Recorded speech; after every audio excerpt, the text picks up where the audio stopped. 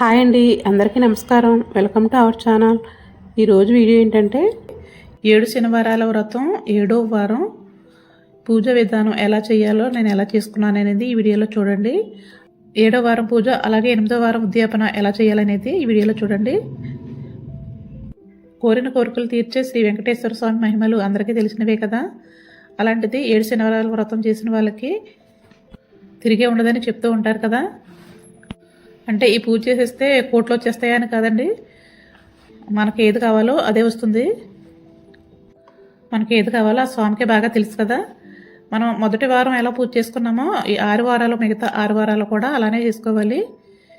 Same పీఠం పెట్టేసుకుని అలాగే 2 దీపాలు పెట్టుకుని తులసిమాల కూడా వేసుకుని మొదటి వారం పూజలాగే సలివిడి వడపప్పు 7 నువ్వులు ఉండలు అలాగే 7 అరటిపళ్ళు ఒక కొబ్బరికాయ కొట్టేసుకుని వినాయకుడి పూజ కూడా చేసేసుకుని సేమ్ మొదటి వారంలాగే 6 వారాలు కూడా పూజ చేసుకోవాలి. అదే నియమాలు అనేవి ఆల్రెడీ మన మొదటి వారంలో చెప్పి ఉన్నాను. ఇప్పుడు కూడా ఒకసారి చెప్తున్నాను, ముందు వారం చూడడం వాళ్ళకి కూడా తెలుస్తుంది. ఏదో ఒక శనివారం మొదలు పెట్టుకోవాలి 7 శనివారాల వ్రతం. అలాగే ఒక పీట వేసుకుని ఈశాన్యములు కానీ హాల్లో కానీ లేదా దేవుడి గదిలోనూ ఒక పక్కన కానీ వేసుకుని ఇలా పీట ఏర్పరచుకుని పసుపు కుంకుమతో బొట్టులతో అలంకరించుకోవాలి. అలాగే ఒక క్లాత్ ఎల్లో కలర్ క్లాత్ తీసేసుకుని ఆ క్లాత్ వేసుకోవాలి. అలాగే దీపాల్లో అయితే మనం నువ్వుల నూనె వేసుకోవాలి 2 దీపాల్లోనూ. అలాగే పిండి దీపాల్లో అయితే కనుక ఆవు నెయ్యి ఒత్తులతో వెలిగించుకోవాలన్నమాట. మనం ప్రతి వారం కూడా 2 దీపాలు పెట్టుకుంటే సరిపోతుంది. ఒక దాంట్లో 4 ఒత్తులు, ఒక దాంట్లో 3 ఒత్తులు వేసుకుని అదే లాస్ట్ రోజు 7వ వారం 7 దీపాలు పెట్టుకోవచ్చు. గణపతి పూజ చేసుకుని పూజ ప్రారంభించుకోవాలి. అలాగే మనం ఉదయం పూజ అయిన తర్వాత కావాలంటే కాఫీ తాగొచ్చు. కాఫీ టీ అలవాట్లు ఉండే వాళ్ళు తాగకుండా ఉండలేరు కాబట్టి తలనొప్పి వస్తుంది కాబట్టి ఫ్రూట్స్ ఏమైనా తీసుకోవచ్చు. ఇంకా అప్పటి వరకు సాయంత్రం వరకు ఉపవాసం ఉండి సాయంత్రం భోజనం చేసుకోవాలి. లేదా ఉండలేని వాళ్ళు ఏదైనా ఫ్రూట్స్ అలాంటివి తీసుకోవచ్చు. అలాగే మధ్యాహ్నం 12 గంటలు దాటిన తర్వాత మనం నైవేద్యం పెట్టిన ప్రసాదం తీసుకోవచ్చు. తర్వాత బ్రహ్మచర్యం ఒకటి పాటించుకోవాలి. కింద పడుకునే వెసులుబాటు ఉంటే కనుక పడుకునే అంటే హెల్త్ ప్రాబ్లమ్స్ ఏమీ లేకుండా ఉండి పడుకోగలుగుతాం అనుకుంటే కనుక కింద పడుకోవచ్చు. చాప కానీ దిండుగా కొంచెం బొంత లాంటిది కానీ వేసుకుని పడుకోవచ్చు. లేదా ఇంకా మంచం మీద పడుకున్నా ఏం పర్వాలేదు, స్వామికి అన్నీ తెలుసు కాబట్టి. అంటే కొంతమందికి మొక్కలు నొప్పులు ఉన్న వాళ్ళకి కొంచెం హెల్త్ ప్రాబ్లం ఉన్న వాళ్ళకి కుదరదు కాబట్టి. తర్వాత నియమం వచ్చేసి పూజ చేసుకున్న తర్వాత 7 వారాల్లో ఒక్కసారి అయినా సరే ఒకరిని పిలిచి భోజనం పెట్టుకోవాలి. ఒక దంపతులనైనా సరే కుదరకపోతే ఎవరో ఒకరినైనా పిలిచి భోజనం పెట్టుకోవాలి. మనకు వారం వారం అలా కుదరదు కాబట్టి మనం గుడికి వెళ్తాం కాబట్టి శనివారం పూజ అయిపోయిన తర్వాత వెంకటేశ్వర స్వామి గుడి దేవాలయం ఉంటే ఆ గుడికి వెళ్ళి దర్శనం చేసుకురావాలి. ఒక కొబ్బరికాయ కొట్టేసుకుని తర్వాత పంతులు గారికి స్వయం పాకం తీసుకెళ్ళి ఇచ్చేసినట్లయితే కనుక మనం బ్రాహ్మణులకి భోజనం పెట్టిన ఫలితం దక్కుతుందన్నమాట. 1 కేజీ కానీ 2 కేజీలు కానీ బియ్యం, కొన్ని కూరగాయలు, అలాగే మీకు తోచిన దక్షిణ 100 రూపాయలు కానీ 200 కానీ ఎంతైనా 50 రూపాయలు కానీ దక్షిణ పెట్టేసుకుని అలా 6 వారాలు పంతులు గారికి ఇచ్చేస్తే కనుక మనం బ్రాహ్మణులకి భోజనం పెట్టిన ఫలితం దక్కుతుంది. 7వ వారం కానీ లేదా 8వ వారం కానీ ఎవరొకరిని పిలుచుకుని భోజనం పెట్టుకోవచ్చు. నేనైతే మాకు ఇస్త్రీ చేసి అతన్ని పిలుచుకుని భోజనం పెట్టేసేస్తాను. 8వ వారం పెట్టాను నేనైతేనే. ఎవరైనా పర్వాలేదు, హిందువులు అయి ఉండాలన్నమాట. ఇంకా తర్వాత అంటే ఇంకా ఓపుకుంటే కనుక బట్టలు కూడా పెట్టుకోవచ్చు భోజనం పెట్టిన వాళ్ళకి. తర్వాత పీఠం వారం వారం అలా ఉంచేయాలా లేదా ప్రతి వారం కొత్తగా పెట్టుకోవాలా అనుకుంటూ ఉంటారు కదా, డౌట్ ఉంటుంది కదా. ప్రతి వారం ఏ వారం వారమే మనం పీఠం పెట్టుకోవాలి. అలాగే క్లాత్ కూడా ప్రతి వారం కూడా కొత్తది వేసుకోవాలా లేదా అదే వేసుకోవాలా అంటే కనుక ప్రతి వారం అదే మనం క్లాత్ వాటర్లోనూ మనం క్లీన్ చేసేసుకుని, అంటే మనం బట్టలు ఉతికే బకెట్లో కాకుండా మన ట్యాప్ దగ్గర క్లీన్ చేసేసుకుని శుభ్రమైన చోట ఆరేసేసుకుని ఆ క్లాత్ వేసేసుకోవచ్చు. మరి నూనె వెలిగిపోయి అగర పొలాలు పడిపోయి ఒకవేళ మనకి కాలినట్టు కనుక ఉంటే కనుక క్లాత్ తీసేసి అప్పుడైతే కొత్త క్లాత్ వేసుకోవాలి. నేనైతే అదే వేసేసుకున్నాను. 7 వారాలు కూడా 8 వారాలు కూడా ఆ క్లాత్ వేసేసాను. 8వ వారం వేరేది వేసుకున్నాను. అది కొంచెం నాకు మురుగ్గా అది నూనె వెలిగినట్టు అనిపించింది. 8వ వారం వేరేది వేసుకున్నాను అనమాట. తర్వాత ఆ క్లాత్ ఏం చేయాలంటే కనుక బీరువాలో పెట్టేసుకుని ఉంచేసుకోవచ్చు. లేదా ఆ క్లాత్ని మనం ఫోటోలు తుడుచుకోవడానికి కూడా వాడేసుకోవచ్చు. లేదా బీరువాలో పక్కన పెట్టేసుకున్నా ఉంచుకోవచ్చు. పిండి ప్రమిదలు ఏం చేయాలంటే కనుక పిండి ప్రమిదలు మనం ఆవు నెయ్యి వేసే పెడతాం కాబట్టి ఆవుకి గుమ్మంలోకి ఆవులు వస్తూ ఉంటాయి కదా, ఆవులు పెట్టవచ్చు, లేదా నీటిలో వేసేసుకోవాలి, లేదా ఎవరి తొక్కని చోట ప్రమిదలు వేసేసుకోవాలన్నమాట. మన చెట్ల మధ్యలో కానీ చెట్ల మొదట్లో వేసేసుకోవాలి. చెరువులో అవి వేసేస్తే కనుక మంచిది వీలుంటే. సాయంత్రం కూడా మామూలుగా ఏదో ప్రసాదం పెట్టేసేసి దీపారాధన చేసుకుని పీట కదిలించుకుని దీపారాధన కొండెక్కిన తర్వాత మనం పీఠం తీసేసుకోవచ్చు.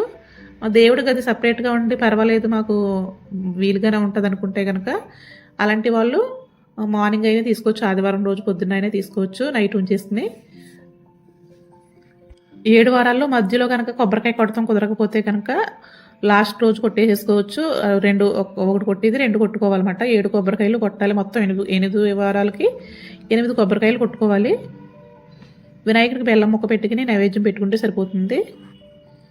నువ్వులుంట్లో ప్రసాదం పెడతాం కదా, ఏం చేయాలంటే కనుక మన ఇంట్లో వాళ్ళందరం కూడా ప్రసాదంగా తీసుకోవచ్చు. నువ్వులలో ప్రసాదంగా పెట్టడం వల్ల శని భగవానుడు కూడా ప్రీతి చెంది మనకి ఈతి బాధలు లేకుండా ఉంటాయని చెప్తూ ఉంటారు. దానికోసం మనం ప్రసాదంలో పెట్టుకోవాలి. అలాగే నువ్వుల నూనెతో కూడా దీపారాధన చేసుకోవాలి. ఆవు నెయ్యితోటేమో మనం పిండి ప్రమిదల్లో వేసుకోవాలి. పిండి ప్రమిదలు అంటే చలిమిడి ప్రమిదలు, చలివిడిలో కొంచెం బెల్లం, అలాగే పిండిలో కొంచెం బెల్లం, ఆవు నెయ్యి, ఆవు పాలతో చలివిడిలా చేసేసుకుని మనం ప్రమిదల్లా చేసుకోవాలి.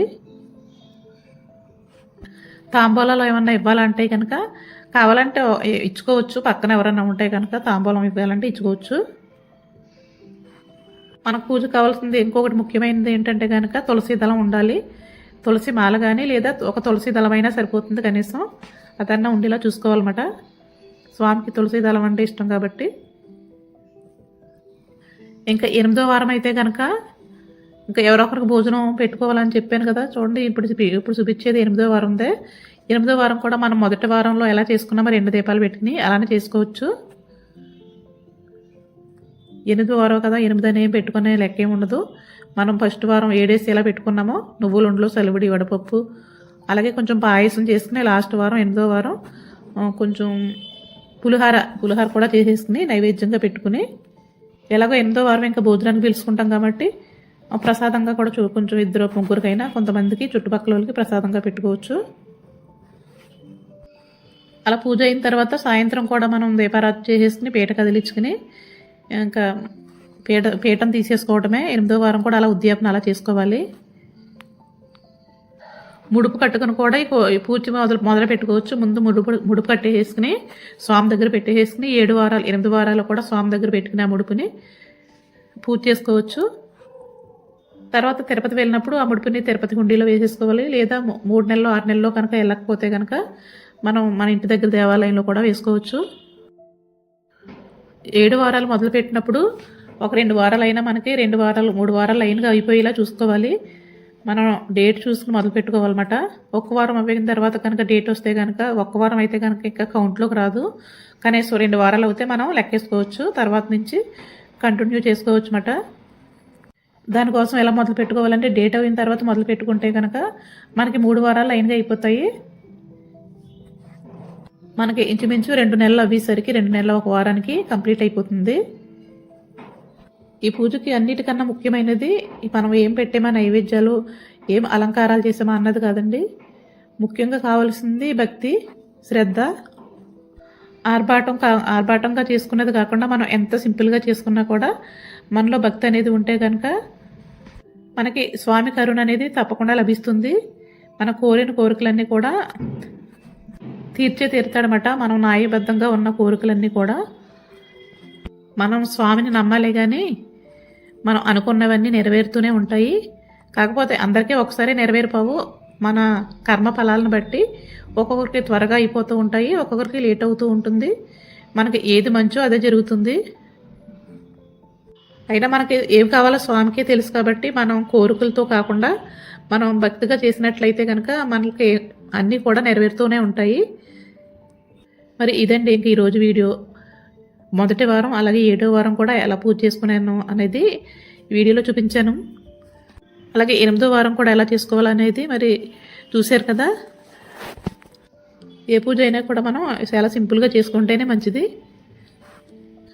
మరి ఇంకా మీకు ఏమైనా డౌట్స్ ఉన్నా లేదా మీరు ఏదైనా చెప్పాలన్నా కూడా నాకు కామెంట్ రూపంలో తెలియజేయండి.